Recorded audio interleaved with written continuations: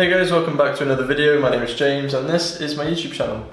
We are going straight into it today, literally just carrying on from the last video for Assemble City. This is the concept stage, analysis stage. We are filming again in the SDA Crit room, so thanks very much to Simon for actually giving me the opportunity to just come in here and sort of film my YouTube videos whenever I want. It's really refreshing to see sort of the whole practice supporting my YouTube channel. And yeah, I'm actually really enjoying it. I'm really enjoying being back on YouTube. Now this is the CDP report. So here's Moorfields again. Here is the whole sort of site. Here is the site again with the sun and on the sun path. And I think she's got the pen. So back to sort of that stage where we're just sort of drawing over things. So that's the site there. Okay, this was Moorfields here. There's the Tempest building there, and then that was that sort of hall there. And then you can see on that other video we mapped out all the sort of primary routes. Looking at this, we know we have three leading lines looking up from the main road, which are here, here, and here. And we could potentially have one here too. And we made this 3D printed model as a group. Unfortunately, I don't actually have it with me anymore. I think I got lost a long time ago in the studio. Literally a month after building it, the pieces are scattered all across the studio. So if you find one and you're in John Moore's, congratulations, you can keep it. This here was sort of facade treatment analysis, which show up here. And this sort of stuff was basically the things I liked in the area and things I thought could tie in really well to the scheme and sort of how I can really bring back a disconnected site to its surroundings. All the program and all the functions and the community had all been lost and been scattered, throughout Liverpool in essence. People having to move home, businesses having to relocate, all this sort of stuff, and this was that old building. This is the Grade 2 pub. This here is the turning the place over, which I'll show you a video again for those who might not have seen in the last video. This is what I was looking at in terms of the buildings up here. So you've got 1, 2 and 3. You guys should always sort of do this with your own work. When you print it out, you want to be looking at it and thinking, does that need to go there? Does this layout work? Does the sort of entry points to the site work? And all that sort of stuff, You want to make sure that when the person's reading it, that it makes sense. Here is more views and sort of where they extend to and the life of the site that's left, essentially. This was, as I mentioned in the previous video, what I wanted to do to the actual site in terms of retaining it or whether I'm going to edit it or all those sort of different things. And we had the dilapidated building to retain brick arches for this building, which is the building I've just shown you on that other one.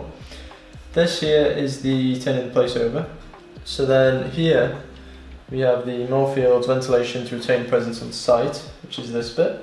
As I said in the last site analysis video, that if we say just demolish this, then Moorfields basically dies because there's no ventilation getting down there.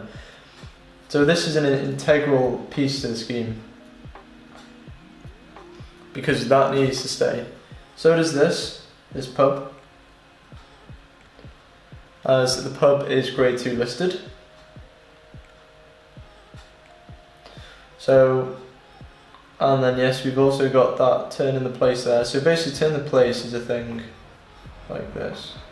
And basically this thing then comes out and like rotates around and round in a way. So with that, these are all like the key elements that I wanted to retain. I'm going to take a sip of my coffee.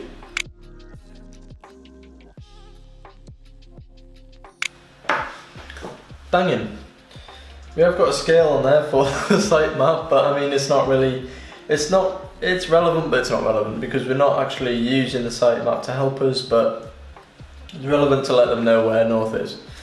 We also have the scale. That is the key up there, maintaining the history of the site, because if we lose that initial life, then what's the point? So this was actually page 3, but I think looking back in hindsight, I probably should have gone on page 4. Here we have the remember those grids from the actual first episode? This map is what the site used to look like in the 1890s. So the site is actually here. This is the site. So eventually my site changed, so we'll just take all that for now. That quadrant there is the site. This grid here, I essentially copied, drew each of them out on a DWG document, and then manipulated them at a later stage into how I wanted the site to look. So here we can see that original path going through, as mentioned in the previous video. There's another one there, another one there, another one there. And we can really see this, I mean you can't see now because I've scribbled all over it, but we wanted to bring back these different elements and actually bring them back to the site properly and sort of re-intertwine them into the community. So that was the main talking point of this bit here, where essentially we wanted to build a massive skyscraper, you know, as a concept, and actually build it right in the centre of the site, bring everything back. So we're not actually demolishing anything, not touching anything. And this is how this big concept image was formed here. So you can kind of see the pattern goes in terms of the layout. It goes down here, over to here. Text links to both, so it's on the edge. And then if you look at the text up here, you've got my name, future of work, sleep, work, play. That's what I was calling it at the time, but we'll get into that later.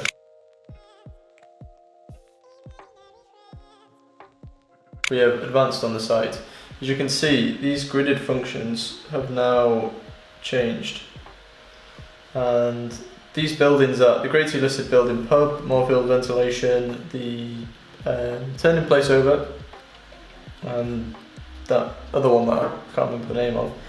But essentially we mapped out this site, took what we learned from this document, from here, and this is basically all of those years stacked on top of each other to map out where the most primary route occurred and whether that is still present on the site today. So that there, as mentioned in the other videos, was the most primary route that occurred on this site. So we wanted to retain that and refill it and reuse it. On this site you can see that previous density plans were referenced off this initial history diagram. So I then took each program that was lost on the site and actually created a new grid for each of the sites. So essentially, if I was to fill this whole grid up with a residential, how would I do it? How would I fill it up? What do I need to include? What do I need to sort of attach? Like sort of circulation, you know, how the site really fits in, where the axis is and whatnot.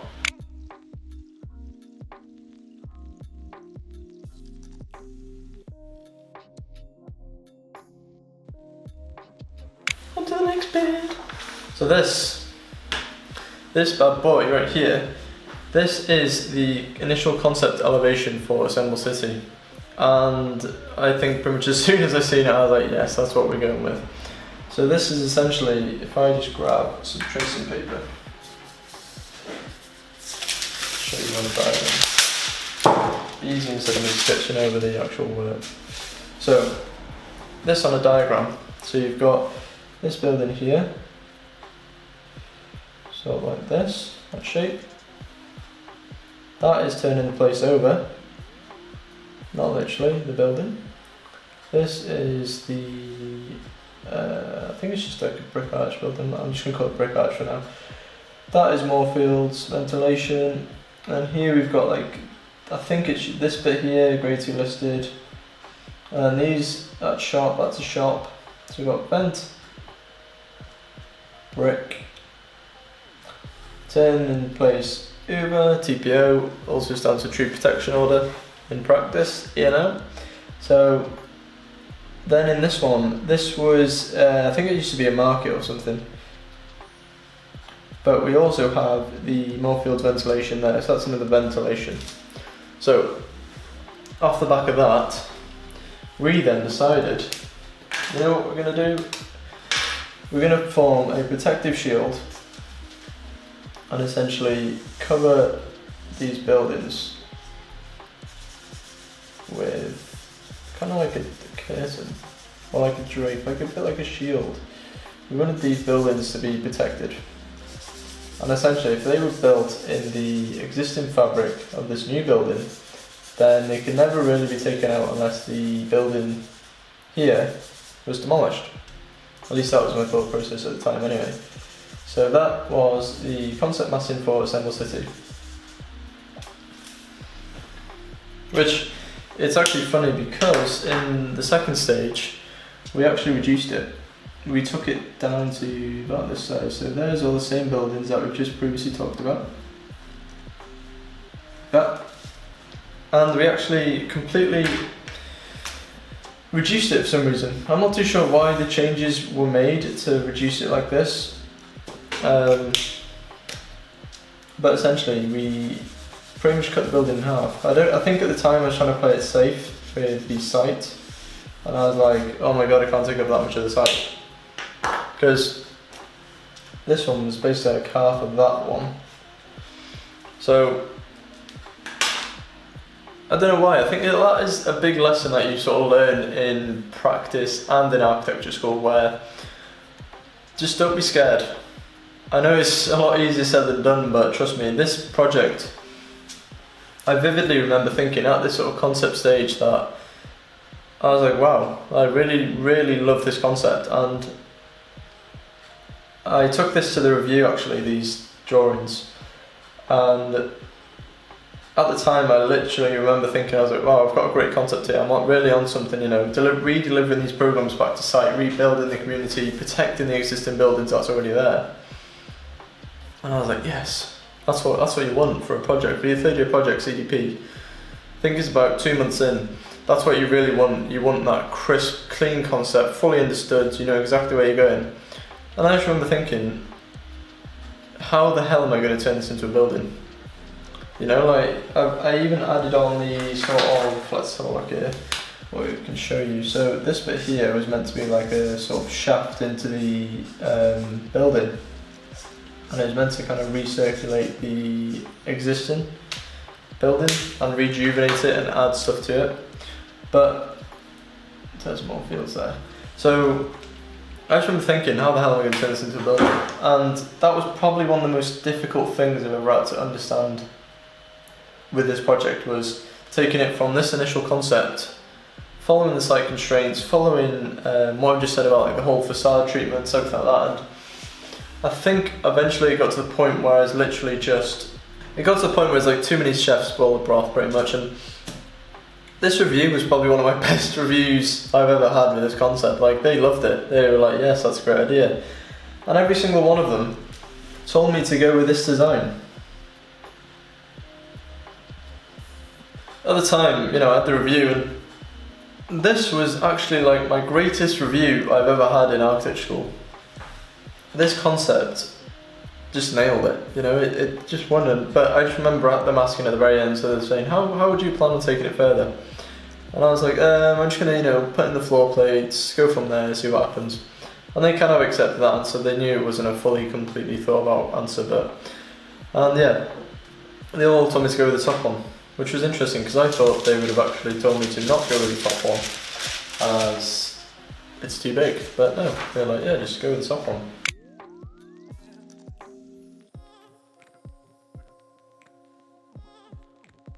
Go it and do it. So then, moving on. I don't think this is actually going to fit. Oh, it does. What does it? No. Damn it. Oh, it's going to fit.